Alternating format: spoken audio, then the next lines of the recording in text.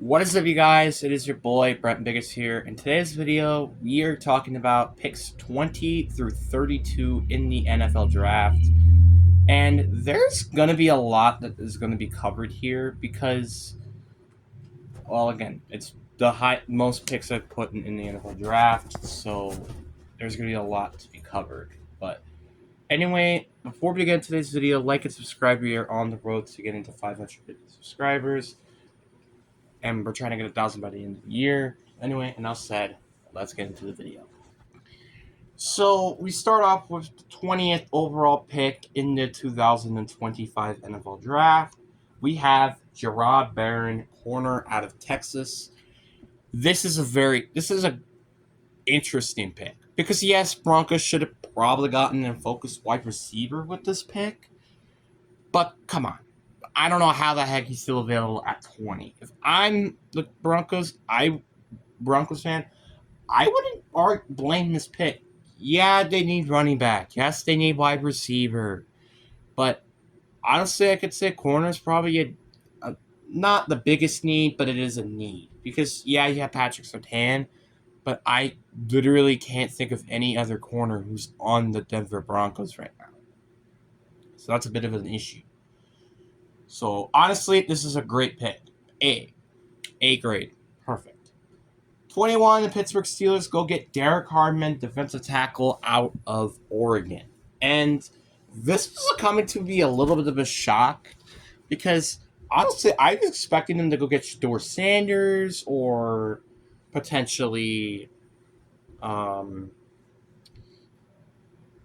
Jackson Dart, which stay tuned on that. But Derek Hardman, I was very surprised he was still I wouldn't say he's surprised he was still available, but it was kind of surprised that they end up taking Derek Hardman. Not saying this is a bad pick by any means. They didn't need to fix the future of this interior defensive line. Yeah, they have Keon Benson, but Cam Hayward is like 37 years old or something. So honestly, this is a good A- grade. Maybe you should have probably gone with a quarterback or trade back and get a quarterback. But that's my opinion. 22, the LA Chargers are taking running back out of North Dakota State, Amon Hamilton, and honestly, I wasn't surprised that they were going to go with a running back here. I think everybody kind of knew this was going to happen. Like, with J.K. Dobbins being gone and Najee Harris there, and seeing the success that the Lions had, I'm not surprised that they went with this guy. So, honestly, I'd say solid, B grade here. I mean, honestly, I think they should have gone with a receiver, but whatever. Green Bay Packers. Oh boy. They went with Matthew Golden out of Texas. Now, everybody know my reaction if you end up watching the live stream for it. My reaction was honestly priceless because I was so freaking shocked that we actually went and got Matthew Golden. Not saying because it wasn't a big position of need. It was a position of need. It's just I wasn't expecting us to draft a receiver in the first round, which, again, we haven't drafted receivers since 2002. So that's a long time ago in the first round.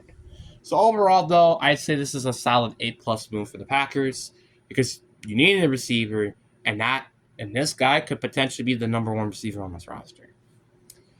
24, the Vikings went and got Dovin Jackson, and I remember laughing at this pick, but the more I looked at his tape, the more I'm like, okay, that makes sense because he can transition to tackle, which I think this team definitely would like because of Christian Darrisaw's injury last year. So, but it still doesn't make any sense. Like, if you really wanted to get an offensive tackle or just any offensive lineman in general, I would have gone with Josh Simmons. But that's my opinion. So, but I mean, I'm not saying this is a bad pick by all. They needed to get an offensive lineman. But personally, I would have gone with Josh Simmons. But A-. 25, Giants trade up to 25 to go get Jackson Dart, quarterback out of Ole Miss. And this is either going to be Shedeur Sanders or Jackson Dart. There is no way you're trading up for this reason. And surprise and surprise, they are going to get Jackson Dart here. Now, personally, again, I said this once and I'll say it again. Quarterback isn't the biggest position of need. Period. And honestly, if I was the Giants here, I would have probably gone and taken a wide receiver. because, well, kind of do need receivers. But I'm not saying Jackson Dart is a bad pick either, because he gets to learn behind Russell Wilson for a year, then he can finally win and play, and there have been a lot of good stuff with Jackson Dart in college, and he's also a very young quarterback, which is something you also got to admit. But personally, is this a bit of a reach? Yeah, but that's kind of every quarterback minus Sam Ward or Cam Ward with this pick, so can't really blame that. So this is a solid, B grade here. Falcons, they also went and trade up and got James Pierce Jr., edge rusher out of Tennessee. Hey, you didn't think that Jay Walker was a edge rusher? Well, guess what? You got an edge rusher anyway, James Pierce Jr. The only complaint that I have here is not the player, it's what they gave up to get to this pick. Because they gave up a lot of draft capital to move up here. Yes, you got this pick and the 101th overall pick, but you did end up trading your second rounder, but as well as your first rounder in 2026. I don't think it's worth doing that, especially with this draft out of anything. This makes no sense to me. But outside of that, with the trade stuff, this is a great player. I think this is a great player that could definitely help you generate pass rush. This is an A+. If we were talking about position, but if we were also including the trade, probably a C. Ravens, they go and select Malachi Starks. I don't know what's up with the Ravens is taking players at safety that just randomly drop for some reason. I mean, I don't blame this pick. This is an A+ move. You can play nickel, you can play safety, which is kind of what something, I don't know, Kyle Hamilton can do. Yeah, imagine having 2 Kyle Hamiltons on the team. That'd be terrifying. Then the Lions go take Tyreek Williams. This is the biggest surprise, honestly. And them also going with a nose tackle was also a big surprise. Now, I actually went and looked at his stats, and he did have decent stats in Ohio State with, he had 56 total tackles with a combined of 136 total tackles, 28 tackles for loss, and 11.5 sacks in his career. But I do have a major gripe, though. He did not have a good 2024 season. 2023 was easily better. Or actually, really, 2021 was his best production. With a forced fumble, 5 sacks, 7 tackles for loss, and 16 tackles. Yes, he did kind of better ever since with tackles, but don't forget, he got 7 tackles for loss, and the only forced fumble in his college career. So honestly, he's kind of dropped off a little bit in terms of talent or production. But you're kind of hoping, if I'm the Lions here, you're hoping that's not the case and he hasn't hit his full ceiling yet. Which that's a big, big concern with drafting him. Also, with Mike Greenbane available, this is just a solid F. This is an F grade.